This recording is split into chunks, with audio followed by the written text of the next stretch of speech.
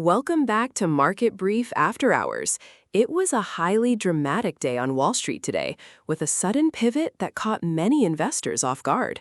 After a remarkable run of gains, the markets took a sharp turn downward. What exactly triggered this shift, and what are the key takeaways from today's action?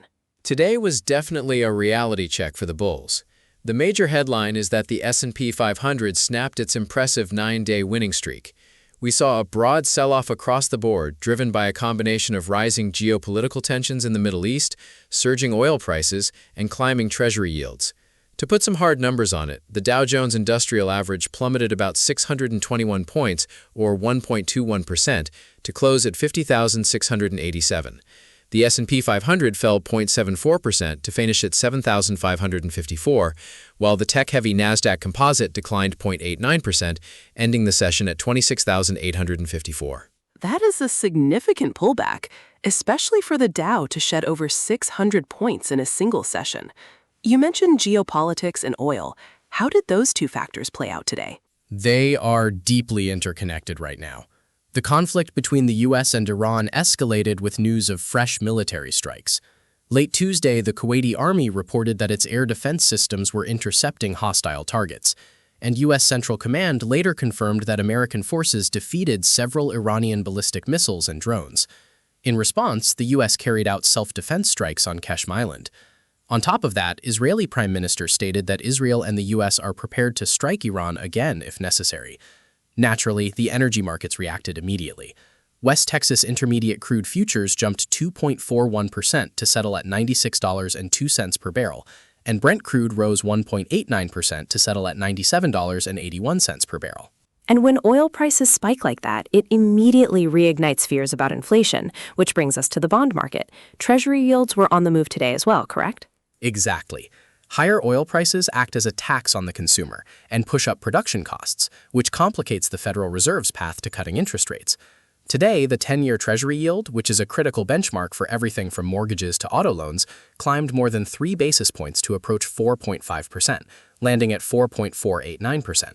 Meanwhile, the 30-year yield neared 5%, finishing at 4.989%, and the policy-sensitive 2-year yield rose to 4.078%. What really added fuel to the fire was some very strong domestic economic data. Right. The ADP private payrolls report came out today. How did those numbers look? They came in much hotter than anticipated. Private employers added 122,000 jobs in May, which is the strongest monthly gain we've seen since January 2025. This was well above the 117,000 jobs economists had forecast, and it followed a downwardly revised 105,000 gain in April. When you pair this with the fact that job openings recently rose by over 730,000 to reach 7.6 million, it shows that the labor market is still incredibly resilient. We also saw the ISM Services Index come in at 53.6. Even though that was a tiny step down from April, it still represents solid expansion. So the market is realizing that the economy is not cooling down as fast as some had hoped, making it much harder for the Fed to justify cutting rates. It's a classic case of good news is bad news for the stock market. Now, amidst all this macro noise, there was some absolutely massive corporate news today, specifically from Elon Musk's SpaceX. They are planning an IPO, and the numbers are staggering. Staggering is the perfect word for it. According to an SEC filing, SpaceX is planning to set a fixed price of $135 per share for its initial public offering. They intend to sell 555.6 million shares, which would raise an incredible $75 billion in capital. What's unique here is that instead of offering a typical price range to test demand, they went straight to a fixed price after holding several preliminary meetings with investors. At $135 a share, SpaceX would be valued at a mind-boggling $1.77 trillion. That would make it the 7th largest company in the United States by market cap, placing it ahead of Tesla, which is valued at around $1.6 trillion. They are targeting a Nasdaq debut for June 12th.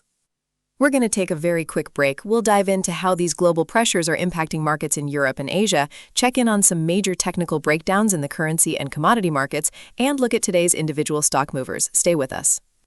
Welcome back to Market Brief After Hours. Let's expand our view globally now. Europe seemed to mirror the negative sentiment we saw in the U.S. today. What was driving that? Europe had a tough session, with the Pan-European Stock 600 index falling 0.5%. Investors there are highly sensitive to geopolitical risks, but they're also grappling with U.S. proposals for sweeping new tariffs on 60 countries. If we look at individual country indices, the UK's FTSE 100 fell 0.30% to close at 10,342. France's CAC 40 dropped 0.61% to end at 8,159. Italy's FTSE MIB fell 1.07% to 50,038, and Germany's DAX dropped 1.31% to close at 24,796. And the economic data out of Europe wasn't particularly encouraging either, was it? No, the Purchasing Managers Index, or PMI data, painted a pretty somber picture of private sector activity. In the UK, the services sector actually contracted in May for the first time in over a year, with the services PMI dropping to 49.3 from 52.7 in April. Remember, anything below 50 signals contraction. In France, the composite PMI fell to a 28-month low of 44.9. Germany's composite PMI was revised slightly higher to 48.8, but it still represents a second straight month of contraction. Italy was a rare bright spot, with its composite PMI holding stable at 50.4. To top it off, Eurozone producer prices advanced 4.9% on an annual basis in April, which is the strongest increase since March 2023. So, European central banks are facing the exact same dilemma as the Fed: sluggish growth paired with persistent energy-driven inflation. Absolutely.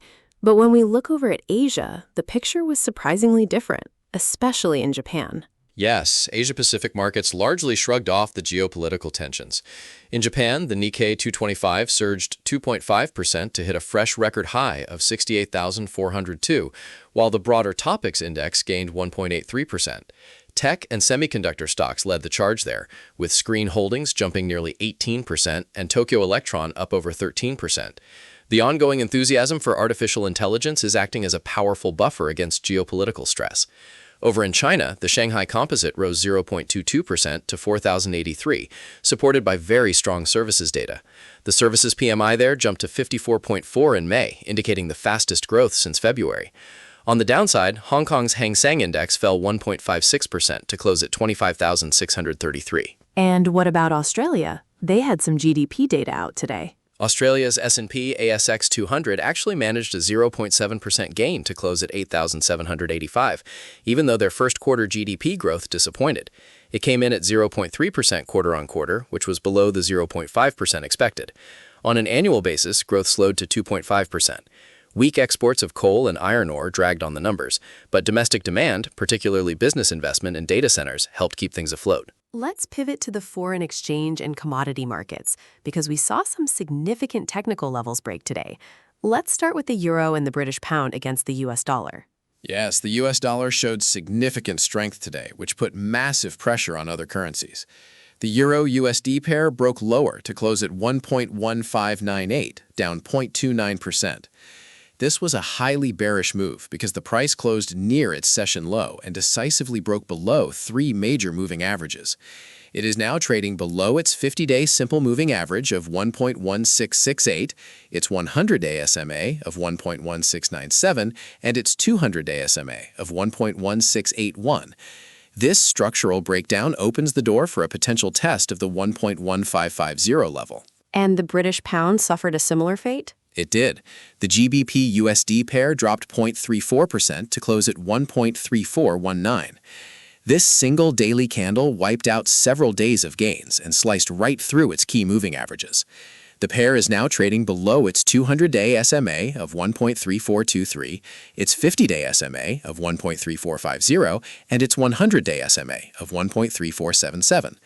As long as the price remains capped below that 200-day moving average, the near-term bias is firmly bearish. What about safe haven assets? With all this geopolitical tension, you might expect gold to rise, but that wasn't the case today. No, gold actually accelerated lower, dropping 0.94% to close at $4,445 per ounce. It's currently trading well below its 50-day SMA of $4,627 and its 100-day SMA of $4,795, and it is rapidly approaching its critical 200-day SMA support at $4,392. Silver had an even rougher day, plunging 2.48% to close at $73.20. It sliced right through its 50-day SMA of $75.96. The stronger dollar and rising Treasury yields are making these non-yielding metals less attractive to investors right now. And we can't ignore the cryptocurrency space.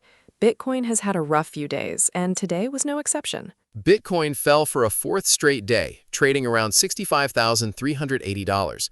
The token has now shed about 25% of its value this year, erasing half of its gains since its peak above $126,000 back in October.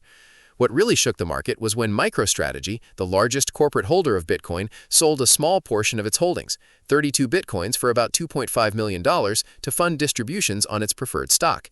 Even though it's a tiny fraction of their total holdings, the psychological impact of such a prominent Bitcoin bull selling was enough to trigger a broader sell-off. That is a fascinating psychological shift for the crypto market.